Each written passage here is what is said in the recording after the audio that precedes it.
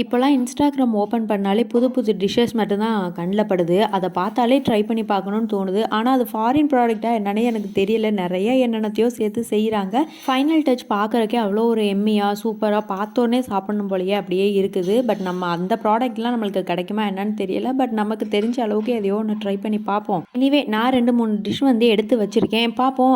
இனி வர ஃபியூச்சர் வீடியோல அதையும் ட்ரை பண்ணிட்டு நான் போஸ்ட் பண்றேன் எப்படி வந்திருக்கு அப்படின்னு சொல்லிட்டு. ஆல்ரெடி நான் ட்ரை பண்ணி பார்த்துருக்கேன். எனக்கு நல்லா தான் வந்திருக்கு. இப்போ தான் இந்த இன்ஸ்டாகிராம், யூடியூப் அதிலலாம் வந்து டிஷ்ஷஸ் நம்ம பார்த்து வந்து செய்கிறோம். ஏதாவது ரெசிபி தெரியணும்னா ஃபர்ஸ்ட்லாம் வந்துட்டு நம்மளுக்கு டிவியில் போடுவாங்க. நாங்களாம் என்ன பண்ணுவோம் அப்படின்னா ஒரு நோட் எடுத்துக்கிட்டு அந்த சேனலை வச்சுட்டு டயத்துக்கு போய் உட்காந்துருவோம்.